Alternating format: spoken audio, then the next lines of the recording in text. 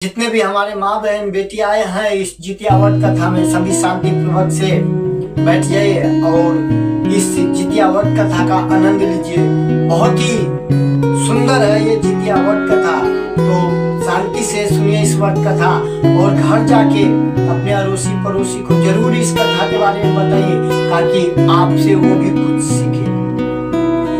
देखिए, एक गांव में एक राजा था और वो बहुत ही नेक दिल राजा था। सबके साथ जो है एकदम हिले मिले रहता था, किसी के साथ जो है नाइंसाफी नहीं करता था। जिनका जो होता था सब समस्या का हल वो राजा सब अपने मंत्री से पूछ के उनका करता था। एक दिन सभी मंत्री मिल के उस राजा को बोला, राजा साहब आप जो है आपका शादी विवाह का टाइम हो गया है, तो आप जो है आप शादी कर लीजिए और इस राजमहल को खुशहाली से भर दीजिए। आप शादी करके रानी को राजमहल में ले आई। राजा साहब अपनी सभी मंत्री के बात सुन के शादी कर लिया। शादी करने के बाद राजा साहब के जो धर्मपत्नी थी रानी, उनकी 9 महीना बाद एक पुत्री को जन्म दिया, बहुत ही प्यारी पुत्री को जन्म दिया रानी। लेकिन सौभाग्य की बात यह है कि रानी उस पुत्री को जन्म देते ही स्वर्ग को प्राप्त कर गए।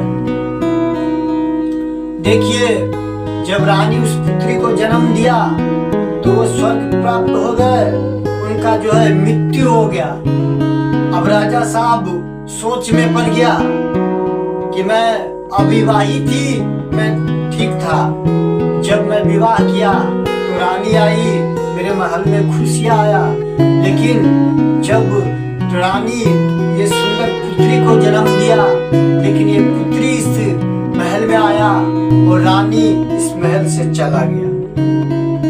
लेकिन फिर भी राजा जो है कुछ दिन के बाद अपने महल में एक बैठक बुलाया और सभी अपनी मंत्रियों से पूछा, सभी गांव के लोगों से पूछा, तो सभी ने यही सलाह दिया कि राजा साहब आप दूसरी शादी कर लीजिए और जैसे आप दूसरी शादी कीजिएगा आपको धर्मपत्नी मिल जाएगा और इस बच्चे को इसका माँ मिल जाएगा। राजा साहब सभी गांव वाले के बात सुनते हुए, मंत्री के बात सुनते हुए राजा साहब ने दूसरी शादी कर ली। दूसरी शादी करने के बाद जो रानी उस महल में आया, राजा साहब के जो पहली रानी थी जिनके एक पुत्री को जन्म देते ही उनका मृत्यु हो गया, उनका एक पुत्री थी, उनके साथ जो नया शादी करके लाया राजा साहब, उनकी जो रानी आई उस महल में, वो रानी उसके पुत्री के साथ बहुत ही गंदा सलूक करता था। उनको हमेशा देखना नहीं चाहता था और उसको हमेशा ताना मारती कि जन्म लेती अपने माँ को खा गई, अब हमारे पीछे पड़ी हुई है। वो बेचारी, जैसे उसका माँ मर गया तो उसका नाम था दुखनी। लेकिन कुछ दिन के बाद राजा साहब की दूसरी पत्नी जो थी उनको जो है एक पुत्री जन्म लिया, उसका नाम रख दिया राजा साहब सुखनी। क्योंकि उस महल में आया तो सभी के चेहरे पे फिर से मुस्कान आ गया, उस महल में खुशी आ गया, तो उस पुत्री का नाम राजा साहब सुखनी रख दिया। और जो पहले वाले रानी का जो पुत्री जन्म लिया था सुंदर सुशील, उसका नाम दुखनी रख दिया। उसका नाम दुखनी इसलिए रख दिया कि वो जन्म लेते ही अपने माँ को खा गई। चलिए देखिए, एक राजा साहब को 2 पुत्री, एक दुखनी और एक सुखनी, दोनों महल में, लेकिन एक के साथ बुरा व्यवहार किया जाता, लेकिन एक के साथ खुशहाल रहता। रानी जिसकी थी वो बोलती कि ये तो दुखनी है, इसका जिस दिन मैं शक्ल देख लेता हूँ उस दिन मेरा पूरा दिन खराब जाती है।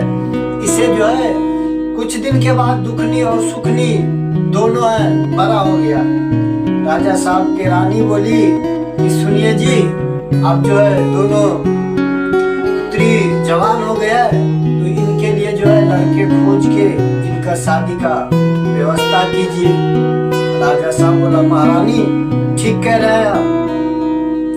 तो रानी बोला राजा साहब को कि देखिए ये तो जन्म लेते ही अपने माँ को खा गई और इसका नाम दुखनी हो गया, लेकिन हमारे बेटी जन्मी तो हमारे घर में खुशी आ गया, इसका नाम सुखनी रख दिए। लेकिन इन दोनों के लिए लड़का अलग अलग ढूंढिए। ये दुखनी अगर किसी महल में दीजिएगा और उसके घर में जाते ही कुछ बड़ा कांड हो जाएगा तो ये कलंक हमें और आपके ऊपर पड़ेगा। तो ऐसा कीजिए, दुखनी के लिए एक जो गरीब घर खोद दीजिए और सुखनी के लिए राजमहल। राजा साहब बोला महारानी ठीक है। तो दुखनी के लिए राजा साहब अपने शहर में जो है डंका पिटवा दिया कि दुखनी के लिए जो सबसे गरीब लड़का होगा उसके साथ दुखनी की शादी कर दिया जाएगा और सुखनी के लिए एक राजमहल।